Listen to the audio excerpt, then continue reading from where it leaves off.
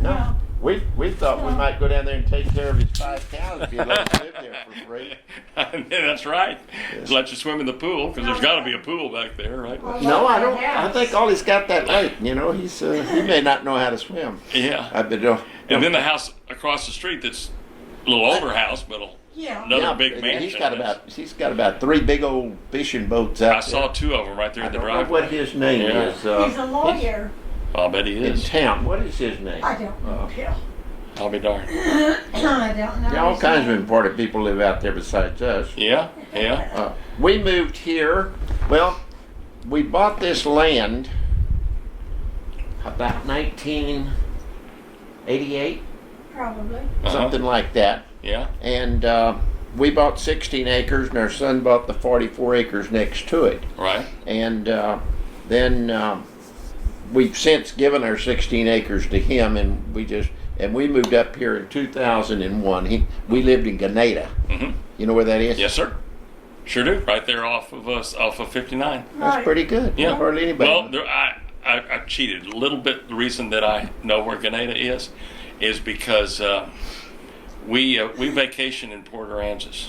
Oh, okay. Oh, okay. And sometimes when we go down there, I have to stop by Houston to pick up grandchildren.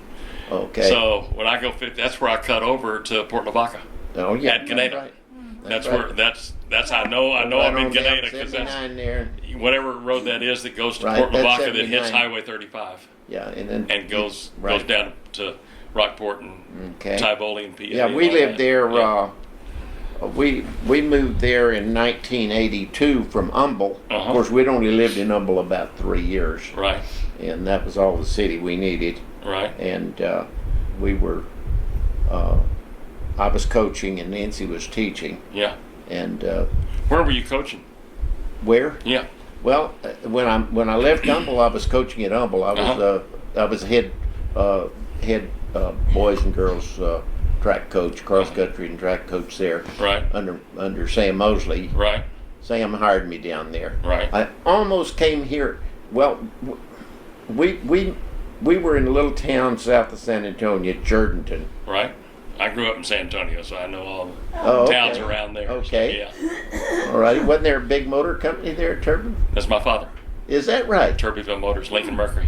How about that? Yeah, that was my dad. Oh, heck, we practically know you. Yeah. All right. We're practically cousins. Right? And, yeah, that was my dad. He died in 1963, quite a while back, and Yes. it stayed Turbiville Motors for about 5 years Yeah. after he died, and then it became main Lincoln Mercury in San Antonio, and that's what it still is. So you grew up, where'd you go to high school? Breckenridge? or- TMI, Texas Oh, Military TMI. Institute. I was a military boy. Uh-huh. Yeah, in San Antonio And you graduated from TMI when? in 1966. Oh, gosh, I'm almost you're 60. You're just a kid. I'm just a kid. Right. Yeah, I had yeah. I had a couple of friends that went there, but that back in the 40s. Yeah, it's an old school. Oh yeah. Douglas MacArthur went to school there when it was Is called that West right? Texas Military Academy. I didn't know that. Yeah, he I did. didn't either. That's right. He and Hoss Cartwright are our most famous Everybody learns graduates of something TMI. every day. And That's right. today I You told learn. my vet, Dr. Lloyd, over here at Curtin Clinic, Uh-huh. we were talking about California falling off in the ocean Uh-huh. and the Chinese and all of the things Right. that are happening today. Sure. And I said, I guess it's kind of like the lemmings. And aren't they in the Great Britain, Mm-hmm. the British Isles? And Right, yes. he had never heard of the lemmings. Uh-huh. And they're the little rodents that every so often when their colony gets too big, they all get together and they have a meeting and then they all rush and drown the ocean except for a few people that get lost or have to go back and get their backpack or forgot to ask their wife or something. I've heard of those. Yes. Not as much as you Dr. have. Lloyd but I had heard. never heard of that. I said, man alive, where'd you go to school? Of course, A&M, so what the heck. Right. Did you go to A&M? No, I didn't. I actually went to Texas Tech.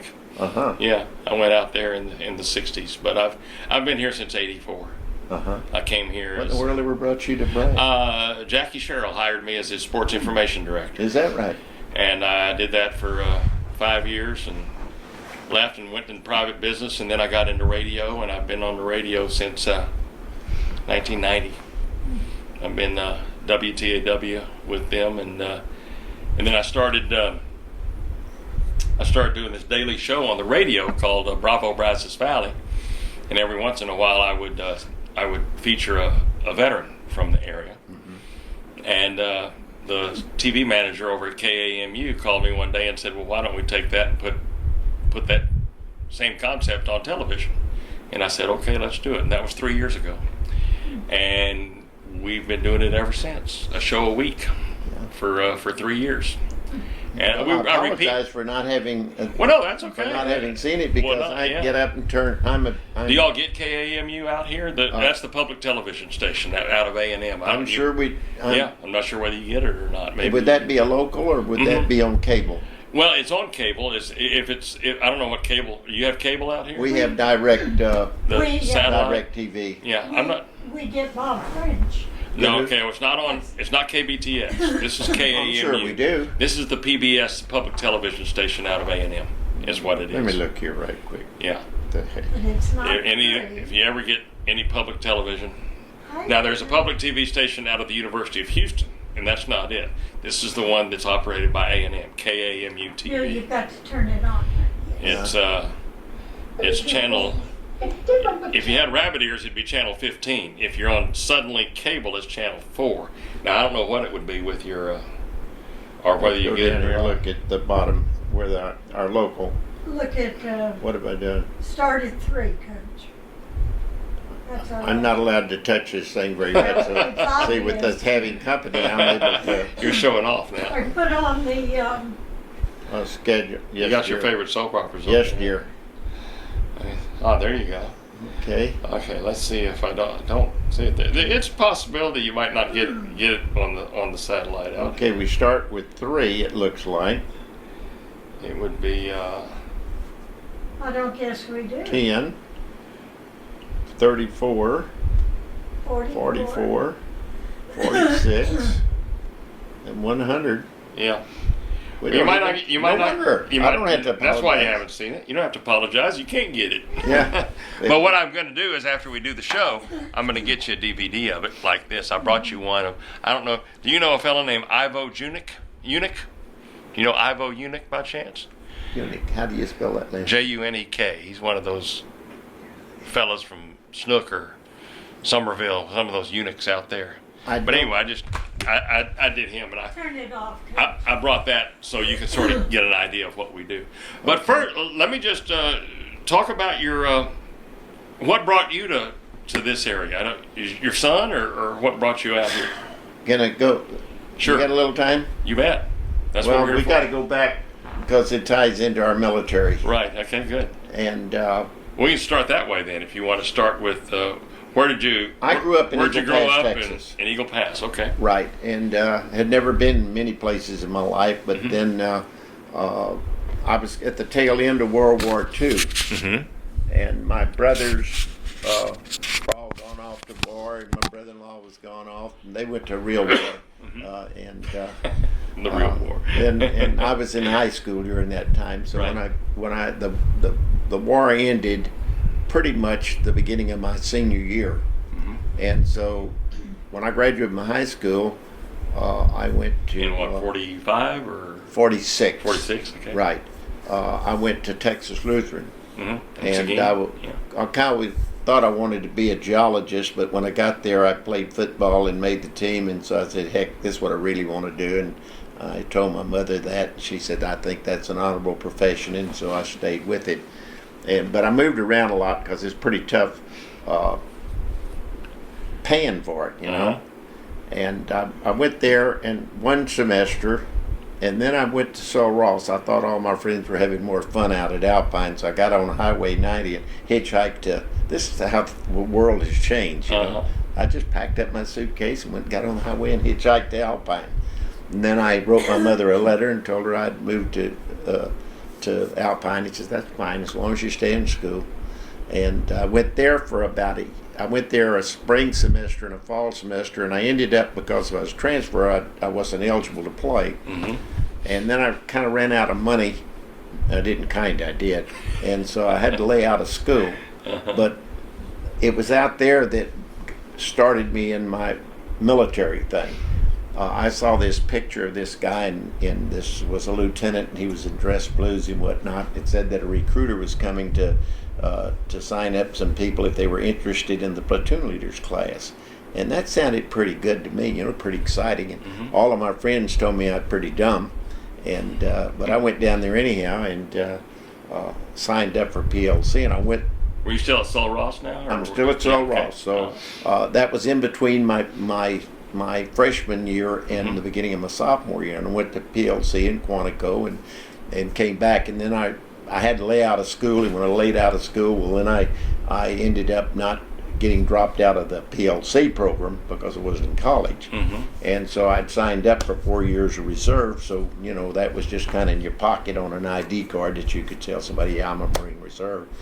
And we got married then, and I after when I started back to school, I went to North Texas, which I didn't even know where it was, but a girl told me that it was a good school to go to. Right. And so I got in the bus, and my mother is usually You're said, quite a ways from Eagle Pass now, aren't you? "Oh You're in yeah, Denton, I had to get a map to find out where Denton was." Yeah.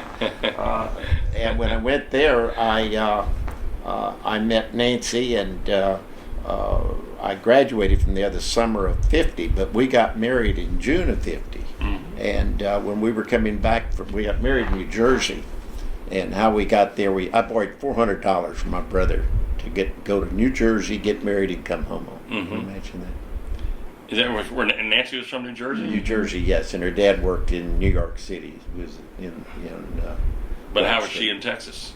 on a music scholarship. Scholarship. At North Texas, or Yes, at North Texas? yes. Is that North right? Texas was known for its music It still scholarships, is. and her music teacher thought that since she had such a great voice, and she does, Right. that's where she ought to go. So Right. she had a scholarship to go. My son lives in Denton, and his fiance is about to graduate in music from North Texas. Oh, really? She plays the viola. Oh, Yes. It's a fine school. Yes, it is. Yeah, yeah. But anyway, go ahead. Anyhow, that's where I met Nancy. So we got married and we came home. And one an interesting thing, we spent 3 days in New York City on our honeymoon, and we stayed at Tudor City. It was a Tudor hotel there. Mhm. And our bill when we checked out was like $26 or $27. How many days did you stay? I think it was 3 days. 3 days. Yeah, that's unbelievable living. Oh yeah. I didn't let anybody carry my bag. I know. 'Cause we couldn't hardly eat. Hamburgers were ridiculous. They were probably 75 cents or $1. Yeah. But anyhow, to move on so you're not here for the rest of your life. We were coming home when the Korean thing started. So I knew I was going to get called up. And there wasn't many coaching jobs open. As a matter of fact, I think the only coaching job open that summer was at Marble Fall. There was about 100,000 of us that's about the time that all those GI Bill people graduated, so there was a lot of competition for the jobs. Mm-hmm. So we got married, stayed there in Eagle Pass, waiting to be called up. And sure enough, they did. They caught me and called me up, looked at the thing. They said, this guy hadn't even been to boot camp, so they sent me to boot camp. Where? And San Diego. Uh-huh. I'm a West Coast Marine. Mhm. And while I was there, I happened to be in the 2nd Battalion, 2nd Recruit Battalion. And they came out with an Almar that said anybody with a college degree could be interviewed or for possible commissioning. And so I got interviewed there, and I never heard any more about it. Finished up boot camp, went to Camp Pendleton, was up there, and one day a bunch of guys fell out for things, and I'm always curious, and I asked them where they were going. They were going to screening, and I said, "Oh man, I've been good to screening." So I went and asked my first sergeant, and he said, "Well, let me check." He checked and said, "Yeah, you were supposed to go to that thing. They had lost you in this Mhm. in the shuffle." So I went down there and was screened again by a lieutenant colonel and a major, and then that was the end of that. And our outfit went out to San Clemente Island on maneuvers, and Nancy caught a bus and went up to Stockton, California to visit. Well, it wasn't Stockton, but that's immaterial. Close enough. Mhm. Close enough. Close enough. And we were out on San Clemente Island. One day the mail clerk come running over there and said, "Hey, Stroman, you got to catch a mail plane back to Mainside. You're going to Quantico." And so I got on the plane and flew back over to Oceanside to Camp Pendleton, and they said, yep, we've got orders for you. You got to go to Quantico. You got to be there in a certain number of days. And so, man, I got on the phone, called Nancy, said, you got to get home. And she caught the bus back down to Laguna Beach, where we stayed in an apartment that was about the size of our bedroom there. Uh-huh. You can't rent much when you're on carpool, and no car. 40 miles from the base. But anyhow, she came down there, and I went over to get my orders, and I just didn't know what I was going to do, because there I had my wife out there and no money, and I talked to a sergeant that was going to screening, and I told him my dilemma, and he said, oh, you've got no problem. He says, why don't you go by private conveyance? And I said, I don't own a car. And he said, the Marine Corps don't know you own a car. He says, go by private conveyance and ask for advanced travel pay, and they'll give you money, and you can buy you a ticket on the train to go. And so I went in there and told them all that. Sure enough, they gave me the money, and that gave us enough money that we were able to catch a bus to Los Angeles, buy 2 tickets to New York City, Mm-hmm. and one for me from New York City on down to Quantico, and we had $10 left over. And Nancy made a bag of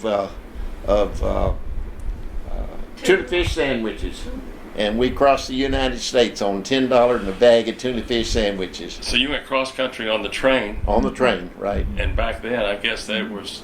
Did they have a sleeper car, or were you? No, we were in a chair coach. You were just A a coach, chair. isn't it? What they call You a just coach. slept sitting up for. Yeah. Oh yeah. Well, How long a train ride is that? can you remember? A long. It was a long Few train days. ride. Well, we stopped in Chicago. We had a little layover in Chicago because we visited a Some friend of friends. ours there, and then went on. I guess it must have been about 3 days. Yeah. Yeah. It was a pretty good while, because, but I don't, that long ago. There's so Sure. much water under the bridge since then. Right. The thing I remember most about that trip, there was some gal there that was, her husband was leaving on a ship. He was a sailor. Uh-huh. And boy, they were just carrying on something terrible, because he was leaving, and she was going home. Mm-hmm. And so the train pulled out. It must have not taken her 10 minutes before she had her boyfriend. Oh, my. And then, there you go. That's a Navy for you. We've talked about that many times. But then I went on down to Quantico, and there was about 500 of us, a little over 500 of us, that had been selected from the entire Marine Corps, that had either had a college degree or had passed an equivalency test. Now, how you pass that equivalency test for college, I don't know. Mm-hmm. But I guess that what they do is they just test you, and based upon your scores, they say, hey, this guy could do it. So of that 500 and something, we ranked all the way from the top master sergeant down to PFCs. Mm-hmm. And some of the guys, a number of the people in our class had been enlisted people in the Marine Corps in World War II, and had combat experience. We had some great people in that class. Mm-hmm. And then there was some of us like me that just was in the reserve and kind of got caught up in the whole thing.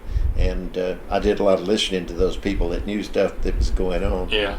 And out of that 500 and something, we spent about month and a half going through a vigorous screening thing. We did all kinds of ridiculous things.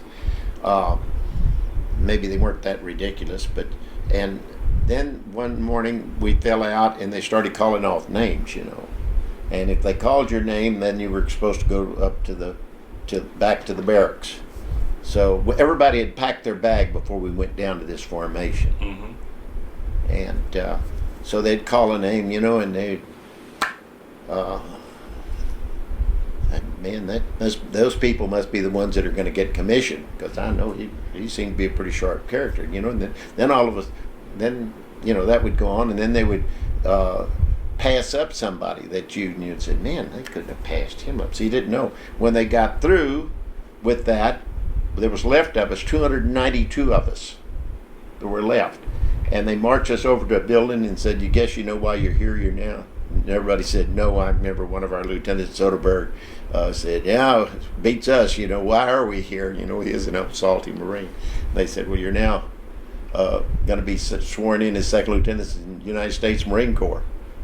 And so, sure enough, we made it. 292 of us, and we were the 5th SBC, Special Basic Class. And of that Special Basic Class, we still have reunion. There's approximately 160 of us left. Wow.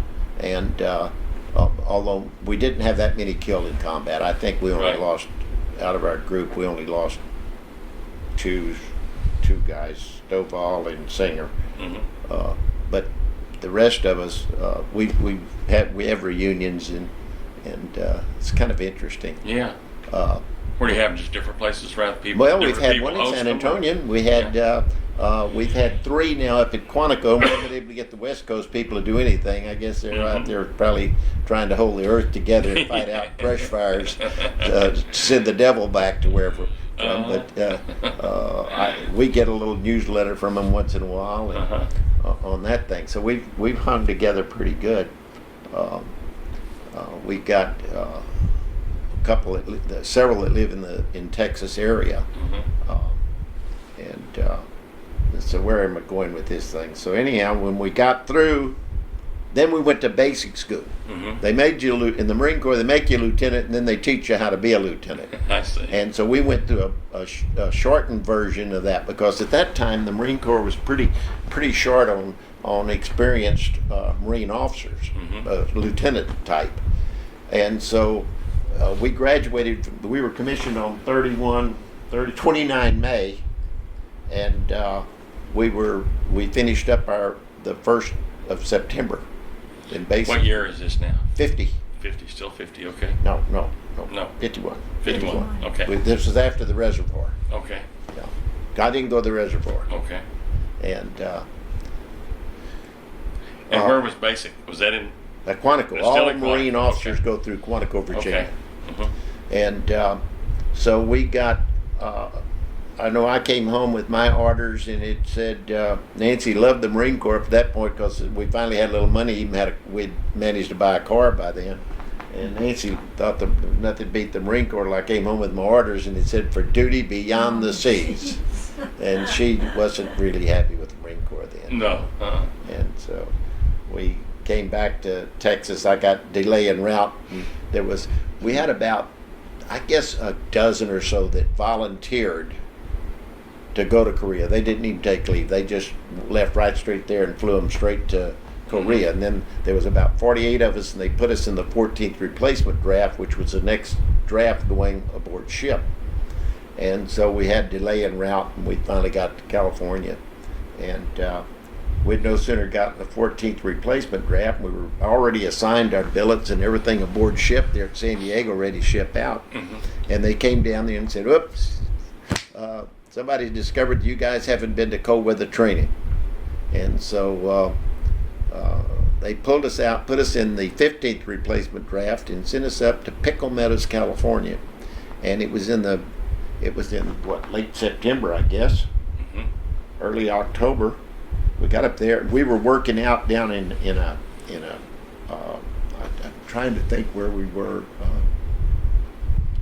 We were down near the coast. I know one thing is hotter than hell down there. We were doing tank infantry. Was working out tank infantry down there, and they pulled us out that day. And the next day they sent us to up to Pickle Meadows, and we had to go draw cold weather gear. And I went by the supply place, and they said, "What size shoe packs?"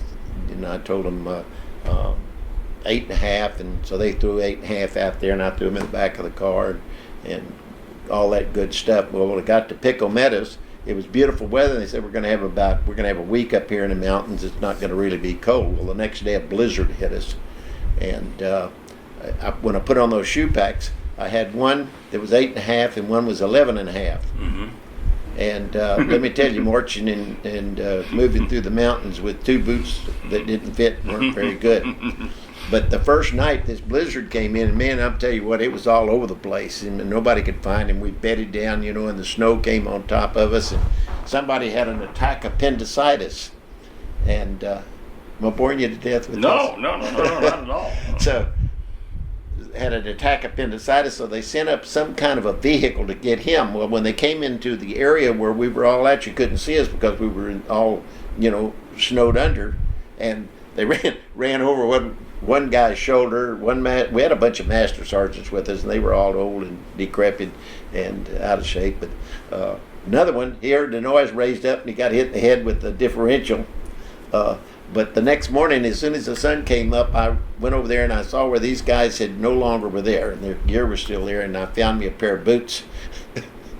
And that saved the day. I made it through that, through cold weather training. We came back from cold weather training and by the time we got back to Pendleton, the 14th replacement draft had left.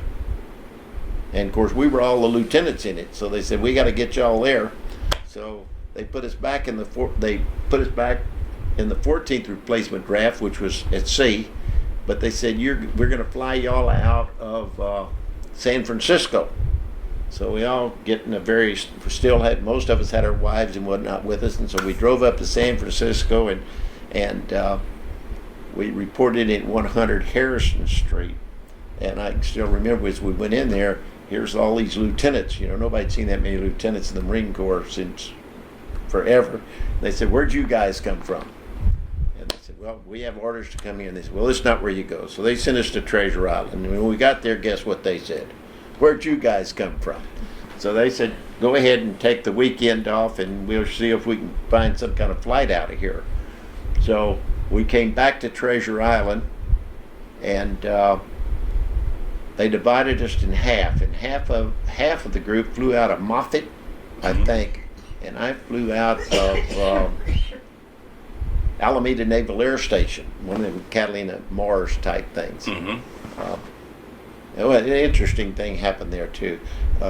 That when we got over to Alameda, they were having at the club nickel night, but they wouldn't sell you less than a $5 book. Well, nickel night on a $5 book, man, you realize that's about what, 100 drinks, and all of us pretty brilliant people, we all bought a book. Instead of thinking, well, one book would have taken care of all of us, because in our group we were left with 20 something, and so we tried to drink up our book, and we got on that Catalina Mars somewhere in the middle of the night, and flew, and we flew to Honolulu, and we landed there in this Catalina Mars, and they put us on a bus, and they sent us up to.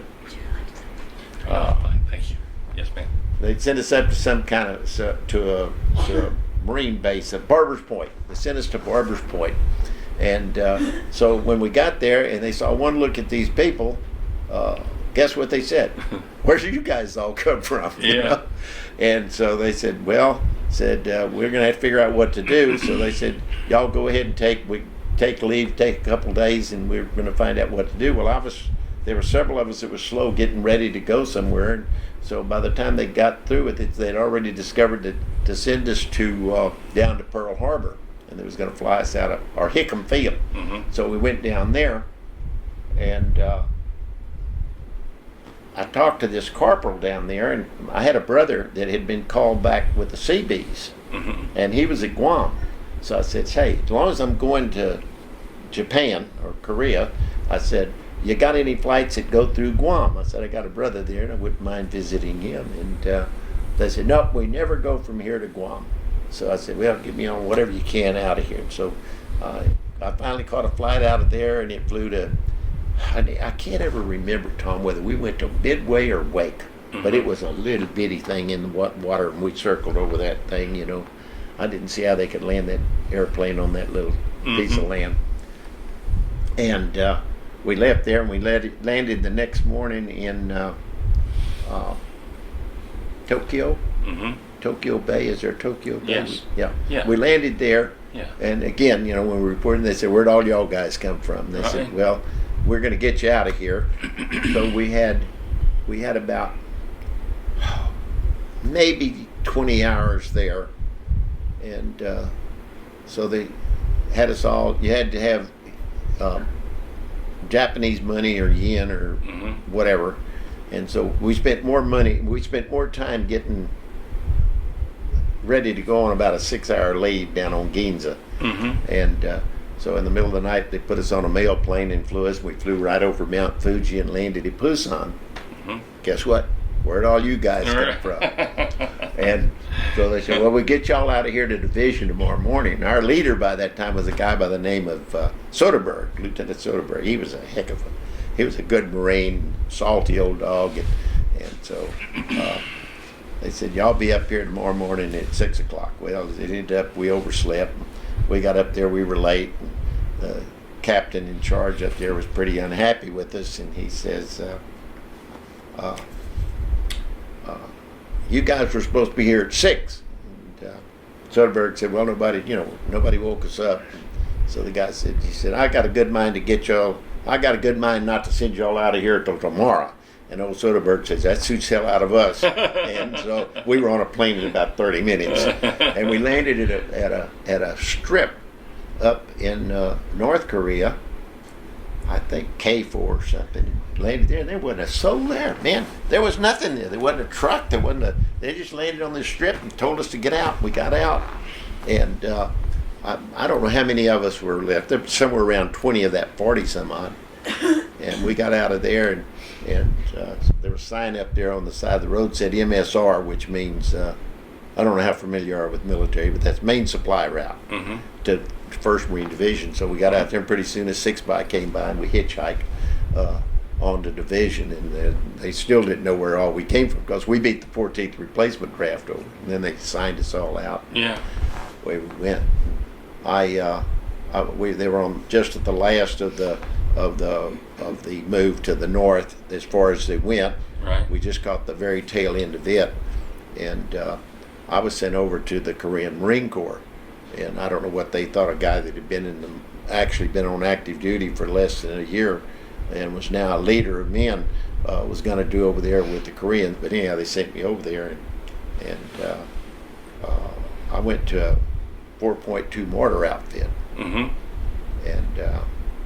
they were they were just building up the 1st Marine Regiment. They had the infantry, and they had just added the 4 deuces to it, and they were sitting back in the middle of the punch bowl, and we were so damn far from the enemy that we couldn't even reach the front lines at that stage where the mortars were. And so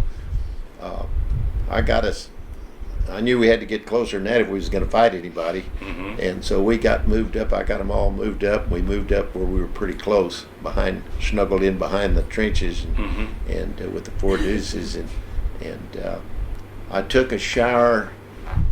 That was very late October. And I took a shower at division, and I got 1 shower between then and February. Wow. Nancy sent me a wash rag, and that and my helmet, I managed to stay fairly clean. I guess I probably smelled no worse than the Koreans did. But I, by myself, I didn't even have anybody that really spoke English with me. Right. And so you were a commander of Korean troops. Yes. I was an advisor. Attached to the Marines. Right. I was attached to the 1st Korean Marine Corps Regiment. And so I had a little houseboy that was 14 years old, little boy that went with me, and he spoke fairly good English. And to begin with, I had a Korean officer, but my boss would tell me, now you tell them to do this, and if my interpreter, who was a Korean officer, didn't really like, or if he thought it might hurt somebody's feelings, well, you don't know what he told them. Right. And so certain things didn't happen, so I got little old Han Ki-san, and I paid him $5 a month and clothed him and fed him sea rations like I ate, and he was my interpreter, and we went on our way. Right. And so this was a mortar outfit? Yeah, 4 deuces. Okay. And so did you eventually get up closer to the action? We were pretty close to the action on that, and we had our forward observers out of that, and to our trenches they were right up there. It's pretty good. It took about 30 minutes to get there, and by the time you got up there to the trenches where FOs were, right. But we finally got all situated, and I had some good things happened to me then. We fired in our first mission. This is the first time the Korean Four Deuces, got to shoot at the real guys. And we were going to run a raid that night out at a place out in an outpost that was out in front of us across a creek and up there. And so we used that to for their first fire mission to register in on out there. Now, man, those Koreans went crazy, man. They shooting up rounds 90 miles an hour, and so that night we sent out a patrol. That patrol went out there and ambush, or not? It wasn't an ambush. It was that was just a combat patrol. They went out there, and sure enough, we had pretty good success with our mission, and we had caused quite a bit of casualties out there, and they captured a Korean officer, and that was the first thing that happened good to me. Well, my boss thought, man, Stroman's pretty smart, and so from then on I was kind of I didn't get to talk to anybody or eat many hot meals, but at least I was respected by my elders on it. We stayed there through the winter. This is 1952 now. 1951. Oh, we're still in 51? Oh yeah. In late 51, So, okay. We stayed there past Christmas, and I don't remember now whether we moved in January or February, but we got into the peace talks, and they decided to move the division from the East Coast back down and through Seoul and back up into the perimeter, and so they put us. We ended up right behind Panmunjom then. We straddled that, and when we got up there, my boss then moved me to intelligence. I guess because because we were so lucky. I had some pretty good luck because I was able, through my boy, I was able to communicate, and we drug lines, and I was able to get information. It was awfully hard to get information to the Marine Corps of what the Koreans were doing. You know, they'd tell you one thing, be doing something else. So anyway, I ended up then, I was at regiment right behind Freedom Bridge. You know, that was a bridge that went across where all the talks were up there. And I stayed there then until we came home in July of that thing, and so not too terribly much exciting. There was not a whole lot of Did you encounter much resistance in any of your you get shot back at? Well, they had not taken a Chinese not taken a Chinese prisoner. We had North Koreans in front of us over on the East Coast, and we usually got enough people that just quit. You know, maybe a 16-inch dud would land in their area, and when they saw the size of the bullets, somebody would come over, and that would give us an opportunity to we were kind of stalemated type thing. That would give us an opportunity to determine what unit was in front of you. You're supposed to have, ever so often, you're supposed to know definitely who you're fighting. And when we moved over to the Chinese, they had not had a contact. They just the North Korean army was over in front of them. They just kind of had a truce. It was kind of one of those things. We won't shoot at you. You don't shoot at us. We'll go fight with the army over here. And I don't know if that makes any sense. Yeah. But, no, I understand. a lot of things happened in those Oriental mines that. Right. And then when they moved us over there, we weren't there but about 2 days, and all hell broke loose. The Chinese suddenly discovered that there was somebody over there that didn't like them, and we had a really big. They launched a pretty good size offense against us, and which was pretty interesting, but it was repelled. Right. But I remember that you couldn't count the rounds coming in. You know, they were coming so fast. They really expended a lot of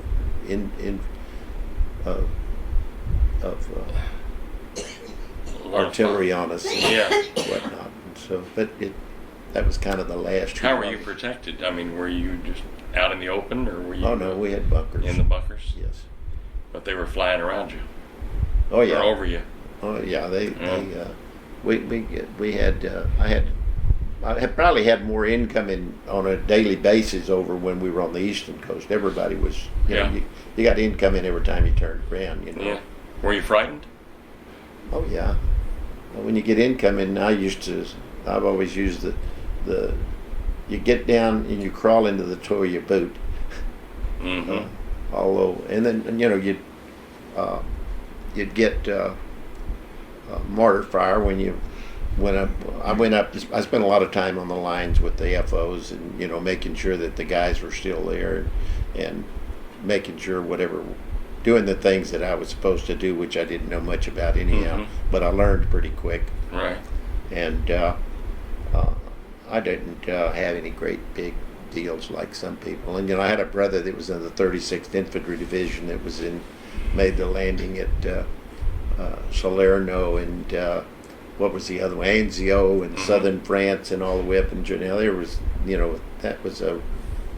that was really something. Sure. And the guys, particularly those in the reservoir, the guys that I've known before since that were in the reservoir, they really had some tough things. But I think that in many cases that just your weather and your the situation you live under is a big thing. I remember a lot of the kind of fun things. I remember we had the guy up above me, Lieutenant Brooks. He had with him corpsman, Navy corpsman, and this corpsman, man, all he could talk about was donuts. He was so hungry for donuts, he just couldn't. So Brooks told him, says, okay, says, you go on off and see. He found a cook, an Army cook. We tied in with the Army, and as best you could tie in with the Army. Were you in the Army? No. Okay. And so he found a cook down there, and this cook told him, says, I'll cook all the donuts you want if you just get the sugar. So he went somewhere, and Marines are pretty good. They can just about scrounge. You want something, they can find some place to steal it. Right. And so he came back. When he came by my place, he had a backboard on. They didn't have packs then like they have now. They had backboards, and you put a WP bag on. It's a waterproof bag, and he had that whole thing full of donuts. And he left me some donuts, and he was in hog heaven with that. And you think about things like that, they're really kind of funnier than they're kind of funny things. And so you were there until July? I was there till July. Of yes, 52. Until 52. And then what? Came home on a ship, and we got to San Diego, and we got out, and we decided that I still wanted to be a coach, and so we got out and came back to Texas, and my first job was in Floresville. I see. And so you were discharged in No, I wasn't discharged. You were discharged. I still had my commission, and Nancy and I talked it over, and I told her, I said, we're not gonna give up our reserve commission because we were pretty lucky to get it. And I said, I know there's going to be another war, and we're going to get called up again, and I don't want to start back at the bottom.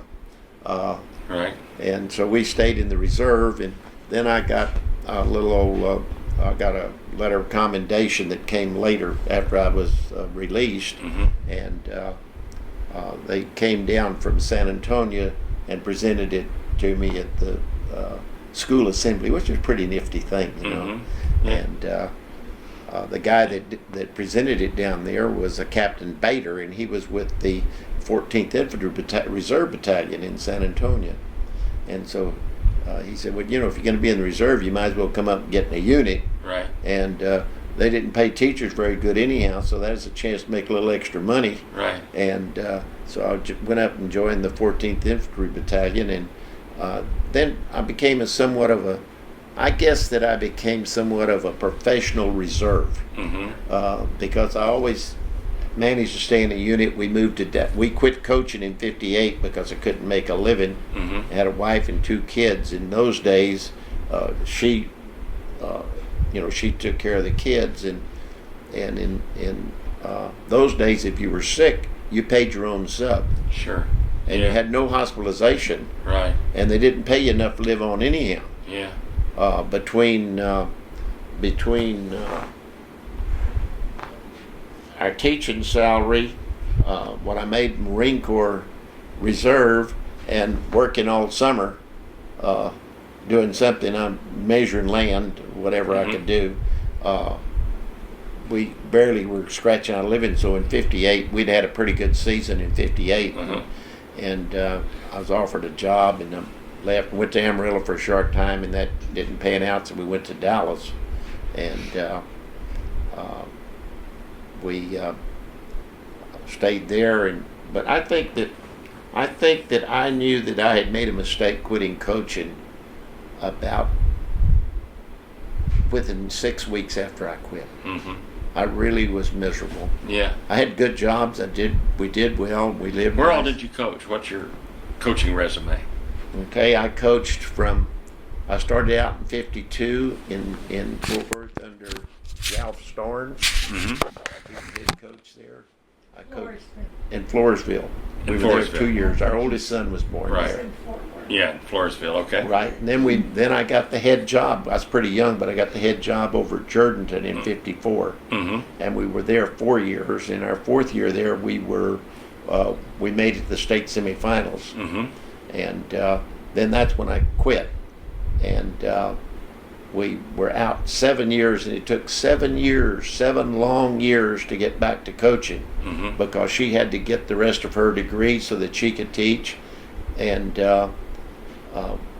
we had to get our mindset to live on less than what we were doing, because when we had a real job, we made enough money to pay groceries and have insurance and all of those good things.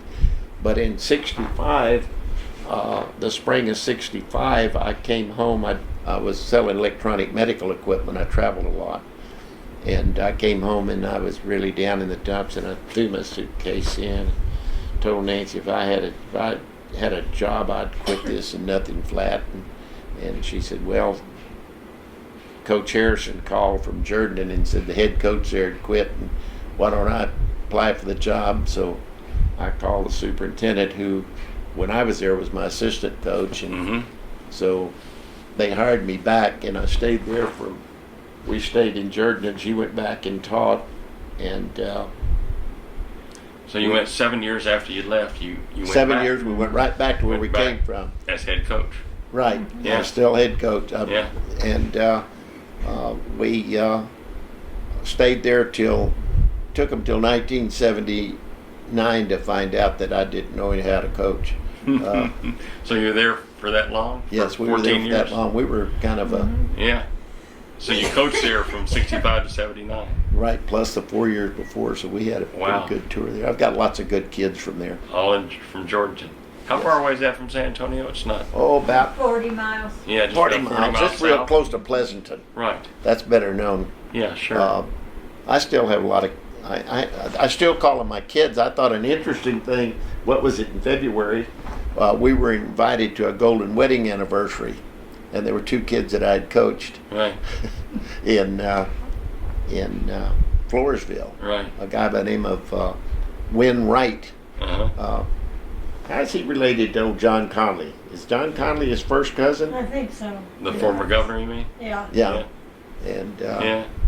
and Well, mid 60s coaching around that area, that was because I can remember back then in San Antonio, that was when the famous Brackenridge and Robert E. Lee football game with Oh, yeah. Warren McVeigh and Linus Bear. And oh yeah. that game, of course, if all the people were at that game that claimed they were at that game, there'd have been 100,000 there. But Yeah. I wasn't at the game, but I was in San Antonio and listened on the radio and all of that, and that was Yeah.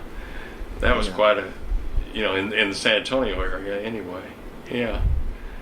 Yeah. So 14 years, wow, coaching it. And so then I actually, I guess they They really didn't fire me. No, they didn't fire you. They just said Reassigned.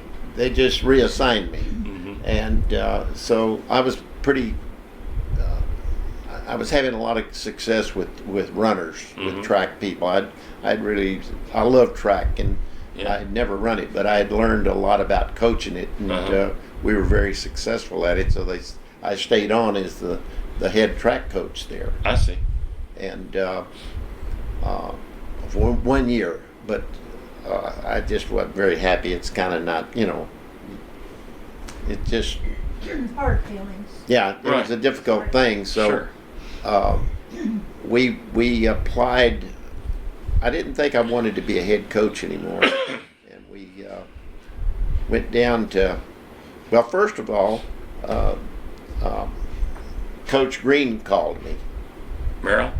Merrill called me, and I came up here and I explained to him, what I was interested in middle school thing, and How old are you at this time in 1980 or when were you born? 28. 28. I'm gonna be 80 in September.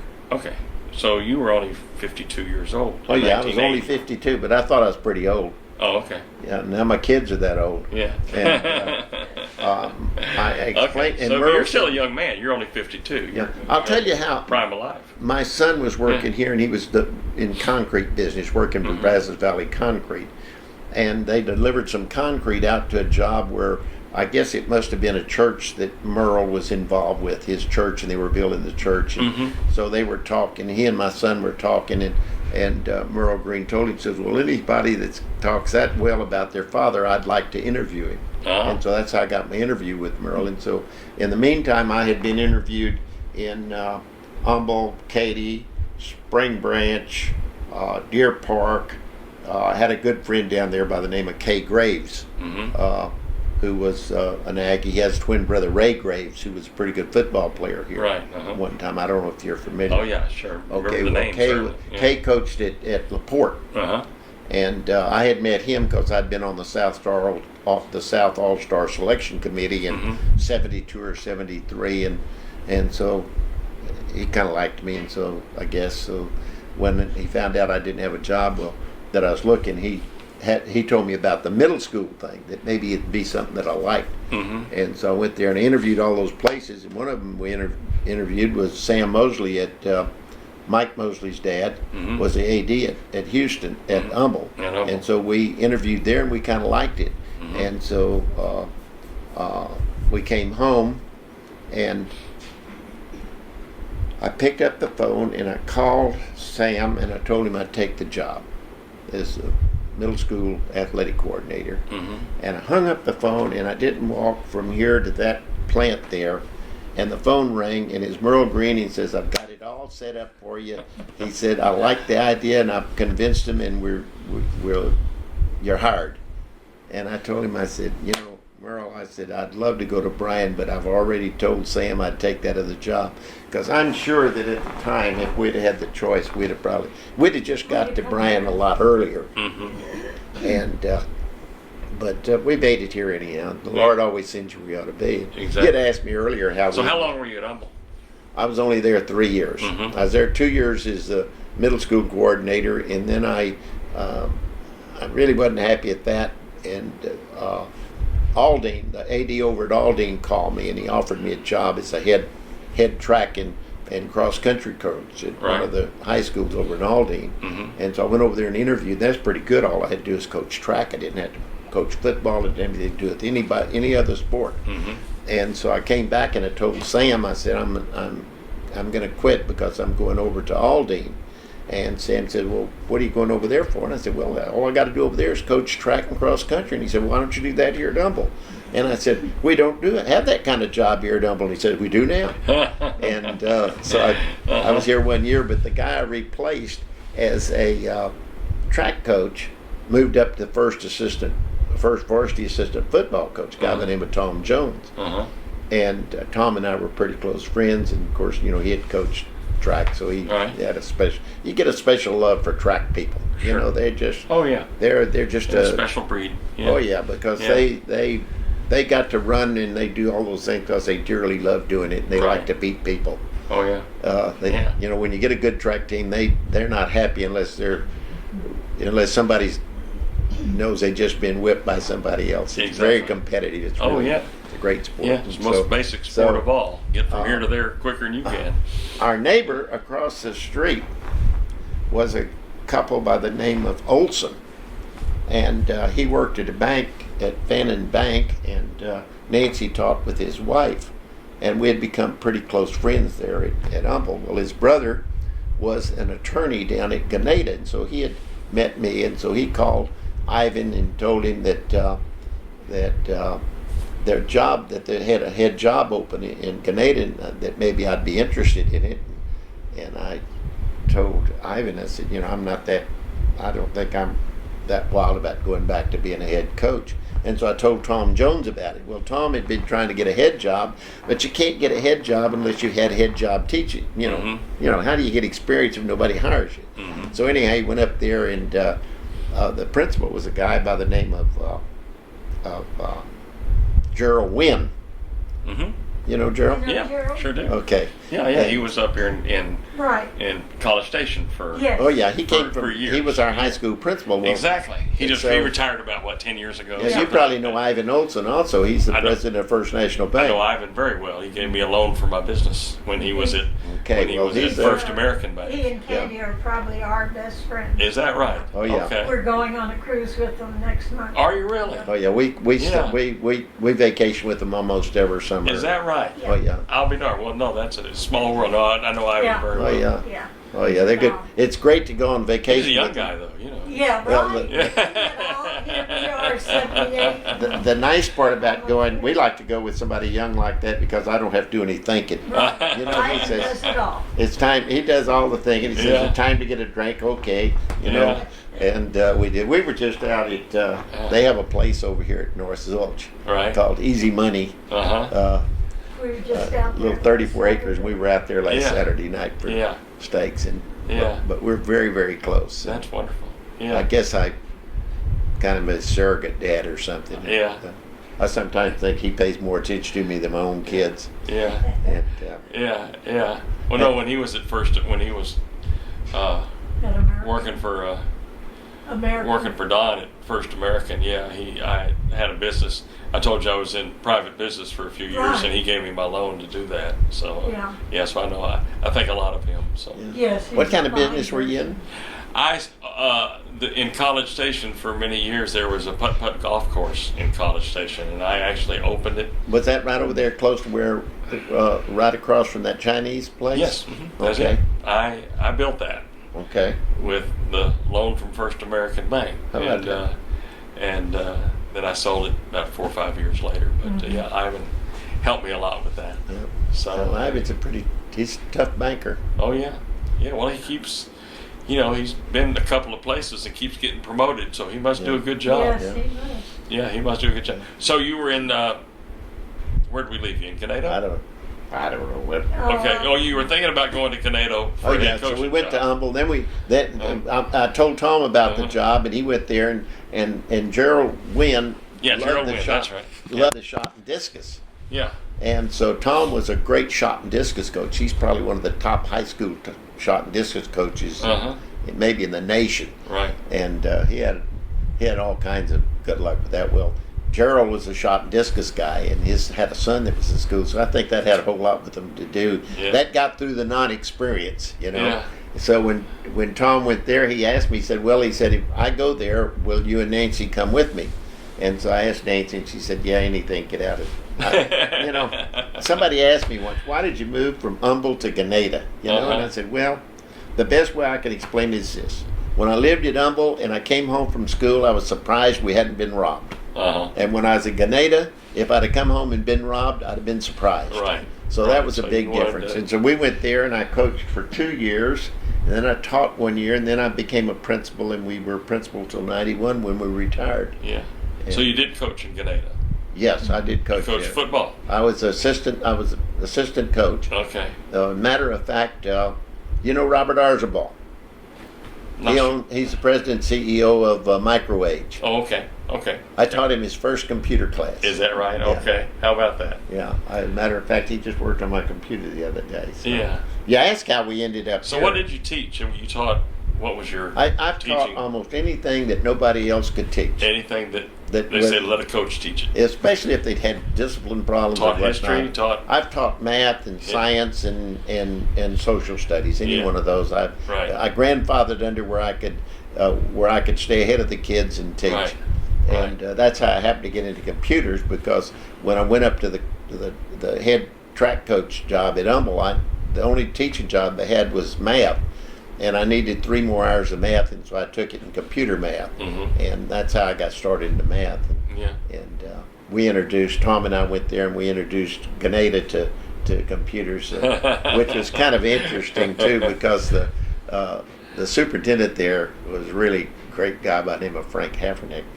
And we weren't there very long, and I went in one time and talked to him. I told him, I said, Frank, I said, we got to get computers at school. And he says, it's just only an old bohemian could do it. Oh, hell, coach. He says, I already bought them overhead projectors. That's how far behind the native was. Yeah. I swear I almost dropped dead. I've told that story many times. Already bought them over. Already bought them overhead projectors. Yeah. He said, the trouble, I said, but Frank, if we get computers, just look at the things that your secretaries can do. He said, they already got more time on their hand than they spend all their time talking. That sounds like. But we introduced computers there Brought Grenada to the computer age. So how did you get here? well, when I was my last duty assignment Mm-hmm. in the Marine Corps Reserve, Mhm. we kind of got off the Marine Corps thing because I was the battalion commander of the 4th Recon Battalion in San Antonio, Uh-huh. and my oldest son was going to graduate from high school in '73, and that's when everybody's growing hair down to their belt and everything else, and I was sitting around there talking to some of my officers, and said, I just don't know where in the world Bill needs to go to school. I said, thing's such a big mess. I'd like to see him just go on in the Marine Corps and get some maturity and whatnot. And so, what's their name? What was that guy's name? His wife had the paraphernalia, sold all the Aggie crap over there at the North Gate. Oh, Clamp? Got to forgive us sometimes. No. They owned, was it the University Bookstore there on the corner at North Not Gate? Lupo's. No, not Lupo's, but right across from it. She had a big one there, and she opened up some more. Ernie Camp. Ernie Camp. Okay. You know Okay. Ernie Camp? I know the name, sure. Okay. Uh-huh. And his wife. Uh-huh. Oh, my Anyhow, God. Ernie Mrs. was one of my Camp. officers, That's a and he long was an time Aggie. ago. Right. And so he said, well, Colonel, he said, why don't you send him to A&M? And I said, no, we're a Marine family. I said, I don't need any Marine officers. And he said, well, they just started the regiment up there, Marine Regiment. So I called the colonel up and talked to him, and he said, well, bring him on up. So we came up, and I brought Bill up here, and he got in the Corps. Tears ran down his eyes. He had all the military he needed. And so he got in the Corps, and he took to it like nobody's business. He loved the A&M, and then his little brother had always been a big T-Zipper fan, and once he started coming up here with him, we would come up here after football games and go to the football games up here and cook out and do all of that great stuff. And In fact, we were Aggie Parents of the Year 1980. in 1980. Is that right? Oh yeah. So now Billy's your oldest, is that right? Yes, he's our Yeah. oldest son. He has a business here in And Brighton. how many kids do you have? Two, just two. Two boys? Two boys. And what's the youngest name? Mark. Mark. Mark. And he went to A&M? Oh yeah. Okay. But He went from really being a followed. T-Zipper to... Yeah, he was He was pretty good. He was outstanding unit commander in the Corps Cadets his senior year, and So now, did they go to school in Humble or in Grenada, or where did they? they went to school in Jordanton. In Jordanton, okay. Right. Okay. Right. Both of them. And, Okay. then when I left Jordan, and when they decided to part companies with me, And we moved to Humboldt when Mark was a senior and marched around. They introduced him as Mark Stroman, Cadet Commander Mark Stroman from Humboldt, Texas. I see. Well, he was really pissed off. Yeah. So he went in the Marine Corps. He spent 23 years in the Marine Corps. Did he? And he's retired now, and he's been teaching 5 years over at Midway in Waco.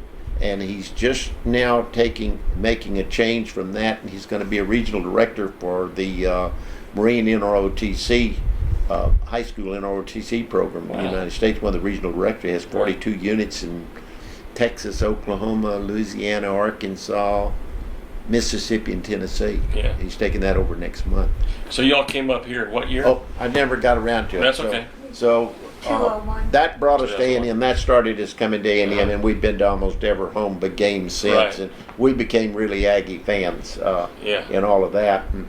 And then in 2001, Bill had lived out here on this place, and he thought that we needed to move up here where he could keep a closer eye on us. He said we need to be close enough that he could find us before we started smelling. And so we moved up here and bought this double wide, and moved it in, and we've lived here since. We've been here 7 years now. Since 2001. Right.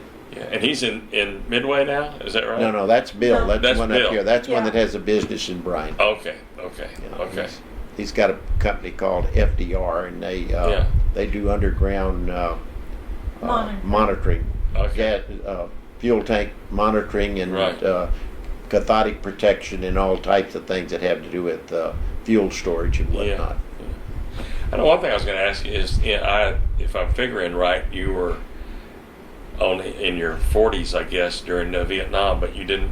We go to didn't get Vietnam? called up. We Didn't thought get we were called going to up? get called up. Uh-huh. I was in the Dallas unit at that time, and we thought we were going, and we didn't get to go. I see. And so we missed it. Of course, Yeah. the big problem that happened is when they called up all the reserves, that people had stayed in the reserve, and and they really weren't planning to go to war again that quick after 45, and then they got called up, and they had the units that a lot of people had gone to, and they sucked them up, and a lot of these units went into combat, and there was a lot of people that were lost from, as I understand it, from some of the units. Some of the units suffered high casualties, like say for instance San Antonio did. Had a lot of that was an infantry outfit, and they lost a lot of folks there, and so the reserve program was having a tough time recruiting back in about that time, and so that they'd made the decision to call us up, and then they turned around and decided not to. It's easy to say I don't think I was disappointed not being called up, but I was a little disappointed that we weren't called up. But Right. I think Right. that the only reason that I would have worried about being called up was I didn't particularly want to be away from my family. But as Right. far as just going, You weren't disappointed that they weren't called up. I'm sure you weren't. I didn't have any fear. Right. People today fear a lot of things. Yeah. But Yeah. it's pretty dangerous in certain things, and you get into certain positions. But there's lots of, Yeah. you're gonna die sometime. Now you said you had 4 brothers that all served in World War II. Did I I hear had you 2 right? brothers. One was in the 36th Infantry Division. The other one was in the Seabees, and then I had a brother-in-law that was in the Air Force, and they were all overseas when I was in high school. I see. Yeah. I see. And, now, and my brother in the Seabees stayed in till he'd been in 14 years. Then he kind of got a run around, and in the reserve program. About the 12th to the 14th year is when that's the breaking point, because there's 2 things happen to them. One, if you're an officer, it starts to become very difficult to get a billet. And there's all kinds of billets for lieutenants and first lieutenants and captains. Once you get to be a major, then there's fewer billets. When you get to be a lieutenant colonel, there's fewer, and colonel is even fewer. And to be a general, you better be a politician. And that's one thing that happens, that it's hard to stay in some kind of a pay billet, to stay in a billet where they're doing something. And the other one is that wives start putting a lot of pressure on them, because if they've been in 14 years, they probably have got a family by that time that maybe 10, their kids are 8, 10, 12 years old. They're gone on weekends. They're gone their vacation. Sometimes the job only gives you 2 weeks vacation, and that's a family vacation. So there's a lot of pressure from wives, and so a lot of people that would otherwise stay in the reserve probably get out because of those things. Right. But in being a teacher, I was able to stay in, and I never really carried that thing to the end in it, because I was in the San Antonio unit, and when we went to Dallas, that was artillery, and I was infantry, so I had to relearn the whole thing there. Yeah. And so I ended up in that unit, and I stayed in that unit till 65 when we moved. And when we went back, I went back. By that time, we were recon battalion in San Antonio. And that really was good, because there's a lot of things that you can do in a recon battalion in the reserve program. We had almost every drill we went to Camp Bullis, where your troops could really do things that were exciting and that were fun, and you felt like you were doing something, as opposed to when you're just let's say you're just an infantry outfit, and everybody goes out there and you have a war games, and everybody's going bang, bang, bang, and nobody drops dead, so everybody thinks they win, and and there's no real winners. And so we also during the Vietnam thing, I was fortunate. I had learned enough in artillery that we went to Quantico. I spent 4 summers at Quantico in command and staff, and I wrote for them. I wrote program text for them, and I taught some artillery, and I time swim in meets, and but we went there in the summers. Most of that during the This was in the 60s? Yes. In the summers in the 60s? Yes, during the late 60s. Right, during the late 60s. Right. Yeah. That was pretty good, too. So this was when you were in Jordanton, right? I made as much money in 2 months in the Marine Corps. Yeah. Even then, in the 60s, I could make almost as much money 2 months in the Marine Corps as I could make teaching school almost all year. Yeah. So it would really help. And besides that, the family got to live really like white folks. Right. It was fun. Yeah, I should bet it was. be careful what I'm saying. I guess. I But, enjoyed it. well, we tried to do things when we were up there. We went to battlegrounds, and we went to all the places in Washington, and our kids really, Right. I think it enhanced their education. As Right. such. Yeah. And then we got out, and Yeah. we went off there. When I finished up the battalion, I didn't stay. I didn't much like the VTU type things. They had the little units where you go up there and you just kind of piddle around, and I didn't particularly. Although I had some good friends in that. There was the ag teacher at Divine was a full colonel, and Landon Martin in San Antonio was a full colonel, and Otha Grisham from Seguin was a full colonel. He was a newspaper man from Seguin. What's his name? Otha Grisham. Okay. And he was a lieutenant on Peleliu. Oh. Now there's a guy that, and those guys, man, they're The real hero. they're heroes. I mean, they're really heroes. I mean, most of them are dead. Yeah, sure. Sure. And who else did we? And James Cooper down at Pleasanton, and also that taught over at Jordanton with me, was a full colonel. It was about 6 of us that were full colonels. Right. When Henry Moss died, King Moss, when Henry Moss over at Divine died, I think there was 5 of us there, 5 Marine Reserve colonels, full bird colonels. But I was going to say something else too. That our class of 292 of the 161 of us, out of that group of enlisted people, we've got 3 generals. We've got maybe 15 or 20 full bird colonels that made it, and a whole pot full of lieutenant colonels, and most of them got out. We had one of our classmates was a poet laureate of Pennsylvania. Wow. And they're just they ended up, when you go, they've ended up really professors and doctorates and everything, and just for a bunch of enlisted people that were commissioned, we claim fame to that was an exceptional group of people. How often do you have your reunion? Well, we're getting so old now; it's pretty hard to communicate with them. But Yeah. we had our last one a year ago. We had one a year ago last May. Were we up there a year ago? Hmm? Was it a year ago? It's longer ago than yesterday. Yeah. So you try like what, every other year or something like that? Well, we've been trying to have them about every other year, Yeah. but we're deteriorating so When- rapidly because the oldest ones in our class are now 80 or about 84, Uh-huh. and for men that's long a tooth. Right. And our youngest ones are probably about how old was I, babe? 22. So the youngest ones had to be 2 or 3 years younger, so they're in their 78s. So they're everybody's getting Yeah. and it gets pretty hard to put them on too because Right.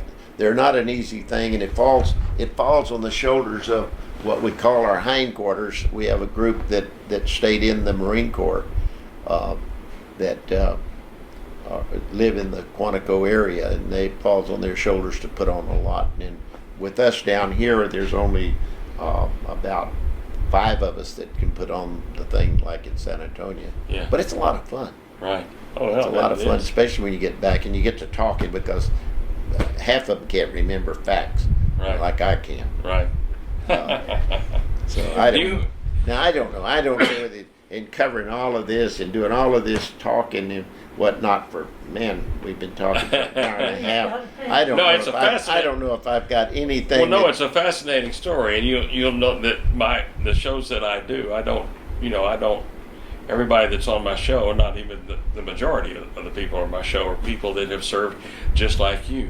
Did their service in a foreign country and Right. and stayed in and with the reserves and had other fascinating lives outside of the military and all that. So you're a prime example of what I do on the show, and I really look forward to having you on it. Like I said, I brought this, and I'll leave this with you if y'all can play this, so you can get an idea of just sort of what the show is. You can see Sure.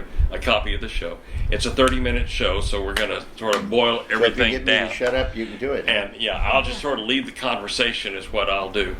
And it's at, the A&M campus fairly well, I guess. Yes. Parents of the Year. It's at KAMU Studios. You know where that is? It's right No, I off don't. of. I'll draw you a map. That's probably the best way. Is to it draw on George Bush? Well, it's right off of George Bush. Right, the street that goes into campus off of George Bush is Houston Street, right between the former students building and the foundation building. Right. Are And y'all the right former there on students the building left? is being all redone now and everything like that. That's Okay. called Houston Street that goes into campus. Right. Right off of George Bush. It's the first street from Welborn into Right. campus. Right. I'm okay? familiar. Well, KAMU is the one-story building immediately to your left, just about. Where the old police station was. Exactly. Just beyond that, it's a one-story old brown brick building, and it says Broadcast Educational Services on the side of it. It's a one-story building. Right there on your left as you're going in there on Houston Street. That's where it is. And we tape the show on Thursdays at 2:30. So I'd like for you to be there around 2:15 if you Okay. could. And you can dress however you want to dress. Most people don't wear a tie or coat. They just maybe Slacks. put slacks and a Shirt. regular shirt, I have something like I that. have one good pair of pants. Oh, that's good. You can wear those. You can wear those. I was going to ask you, do you have any photographs by chance of? I mean, that I don't want you to have to go rummage through the attic or anything like that. But do you have anything hanging on the wall or anything like that of during your service or anything like I've that? got some. I've got Bob has some. a picture up at his house. What picture does he have? One of you in your uniform. Oh yeah, but I was thinking more. I need to get that box down. I've got one that I really like, and I've got a mustache and on it. I've got some pretty good slides of. I never have got them put into. Uh-huh. I had a Konica camera, and Yeah. we had an interesting thing. One night there was this terrible noise we heard. Uh-huh. And so somebody came rushing into my bunker and just talking in Korean, and so the son said, there's something going on in the sky. So we stepped out, we got out of the bunker, went out, into the sky, and there's this huge, bright streak up there. And my first thought was, oh my God, the Russians are entered this thing, and that we're getting we're going to have some kind of an income. About that time, it blew up, and you could see the little white parachutes falling out of it. And it was a B-29 that was on its way north on a bomb run, and it caught on fire some way or another, and it exploded right over our position. Yeah. And the guys came down on both sides. Wow. And so my Koreans, captured a guy from, I believe he was either from St. Louis or from Kansas City, and I don't remember his first name because I only saw him for a few hours, but his name was Ford. And he was he was a gunner aboard the 29, and he had landed in front of my Ford Thisis, and we were firing H&I fire. That's harassing and interdiction fire. And so he thought he was getting in. He thought he had landed in Indian country and that he was getting incoming, but it was outgoing. Yeah. He didn't know the difference. Of course, what would they know in the Air Force whether he's coming in or going out? Right. And so they found him there. And they brought him into my bunker. Well, everybody had seen up this point. Nobody spoke English. They were all speaking Korean. So then we walked in there, and I spoke to him, and he I guess he probably thought I was a dang Russian advisor, or something. And I told him, no, I'm friendly, And I made him a cup of hot chocolate, and so I was going to take him back. It's pretty late at night. I was going to take him back to regiment. So he had a 40. I remember he had a 45. I should have told him he can't leave that with me, and then I had a 45, wouldn't I? But anyhow, I told him, I said, "Is that pistol loaded?" And he didn't know. And I said, "Well, we're going back to regiment. When we go back to regiment," I said, "when we go into regimental compound, you can't carry a loaded weapon into there because we'd had so much trouble. Our troops had been practicing quick draw and shooting one another that the colonel got mad and taken all the pistols away from all the guys in the radio shack and whatnot down there." So you'd have to be a Marine to understand Marines. And so he got that pistol out. He was trying to figure it out, and it was obvious he didn't know much about pistols. So I told him, "Well, let me unload it." Hell, he didn't even have a round in it. I think, by golly, if I'd jumped out of that airplane on my way down to Indian country, I'd have got a round in that 45, or Probably else so, if nothing else, to shoot myself with it. But that was. Oh, wow. But if you got some pictures that you could bring with you on Thursday, and not too many, bring 3 or 4, pick out some like the one you're talking about that may be on the wall over at your son's place, or the one with the mustache, or 3 or 4. Because what we can do is, before we start the show, we can put them, and they can capture them there on camera, and you'll see on the show what we do is we start the show with a little intro where I'll introduce you, and then you and I'll just talk, just much like we're doing right now. And then about halfway through the show, if you do have some pictures, we'll show them, and then we'll do a second half of the show. And we don't edit, we don't cut, we just go 30 minutes straight through, just you and I having a conversation. And it's actually about 28 and a half minutes total. And it's my job just sort of to keep the show flowing and keep it going, and not let if it you go start all day. Huh? If you start dwelling on one subject, I'll move you on, to get as much of the whole thing told as we can. Well, I don't know what part really that you have. I want to talk about obviously your service in Korea. I'd like to talk about your travels, around the country and across country and all that before you ever got to Korea. I want to talk about your coaching, your career, the places that you've been in coaching, how you got to A&M with your sons. You're not an Aggie, but your sons are have maroon blood. But we kind of figure we're Aggies now. Yeah. Well, like me, I've been here since '84, and I consider myself an Aggie. But we don't have the ring, but we're still Aggies. Our daughter-in-law is also an Aggie. So I had a lot. And y'all were parents of the year in 1980, is that right? Yes, we had a lot of kids. One of the reasons that we got the thing is that we had so many kids from Jordan that came to A&M. Right. That they said that we had influenced them. Yeah. But maybe it's kind of like Robert Arzabal, who played football for me in Grenada, and he was talking about how mean I was. Before practice, he said he just dreaded to go up there because I started I always reminded him that every meal was a banquet, and every day was a holiday, and every meal was a banquet. That's what I'd come into the dressing room with. Well, shoot, you're a high school football coach. You're supposed to be mean. You're not. You know, you're supposed to be. You gotta be tough. And I You had gotta talked, be. You know. right, and I had talked to Robert about, he was coming to A&M, and I talked to Robert about getting in the Corps and becoming a Marine officer. And he said, and I think back on it, how many times, how lucky I am I didn't choose that. He said, because I wouldn't have this business, whatnot. And I said, well, Robert, I said, don't feel bad about that. I said, but take that as an honor that if I ask you or talk to you about being in the Corps and being a Marine officer, that meant you were some kind of a special person. Yeah. Because I don't talk to kids that I think are bummers to be a Right. Marine officer. Right. And Right. so I never thought about it that way. And so I said, I was going to ask you, just off the wall, Stroman, is there any relation to the high school in Victoria that's named? Is that in your Well, family or anything? Or? Yes. yes, It it's is? some, but it's some cousin. Some cousin. Some Okay. cousin to my Okay. dad, but Yeah, our family got pretty well split up down there. They I were see. from Gonzales. I see. The Stromans were from Gonzales. Yeah, And okay. they moved there after the war between the states. Right. My grandfather was captured in that war, and I they see. They were big land owners and I guess slave owners and whatnot. Yeah. And after the war, he gave his land or deeded his land to somebody else.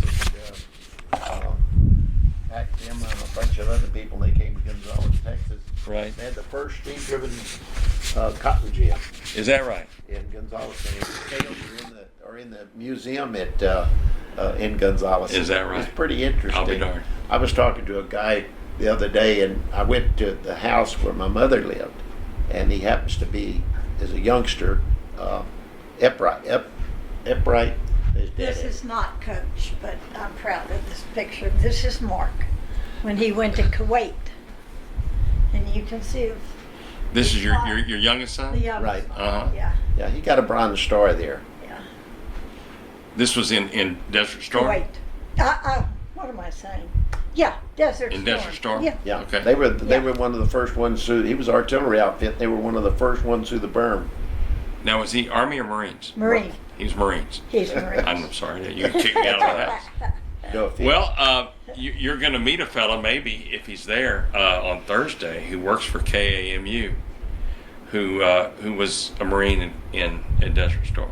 He Oh. works there. What is Do you his know who name? Dave South is? You heard Dave South, who's the voice of A&M, Yeah, the radio. I've He heard does all the the. name, His son, Randy South, was a Marine in Kuwait. was he an Aggie? Yes, He was. yes. Mhm. It'd been- No, yeah. He must not have been too far off. He Right. and Mark should have. Right. Pretty Oh, I bet you close. are. I bet you are proud of that. Yeah. Oh, Yeah. he's a good Marine. He's better. He went around the world. Did he? Yeah, he took his battery. They left Camp Lejeune, Uh-huh. and they flew from Camp Lejeune across to the Philippines on their regular 6 months tour. Uh-huh. And before the Desert Storm started, Uh-huh. so his outfit then went to Okinawa, and they borrowed the guns from the 3rd Marine Division, and then they shipped their guns around through the Indian Ocean to Kuwait, and he took his battery and they flew over the ice over the north part. That's a Uh-huh. short route to Brussels, Uh-huh. and then back into Saudi Arabia, where Right. they landed there. And then when it was over, they flew from there across the Atlantic. And so when they got through, he had taken in a year's time, he'd taken his battery around the world Wow. on it, which was pretty good. Wow. That's But amazing. he's an extraordinary Marine. Huh? Do you know how to work the DVD player? Yeah. You want to put this in? I just want to start it, just make sure it works right. I'm going to use your I'll restroom stay. while you're doing that. Yes, let me turn on the light. I'm going to use your restroom while you're Yeah, I'll doing show that. you mine. I just want to get it started just to make sure that it's worth it. I didn't bring you a Bummers DVD. I don't think I did.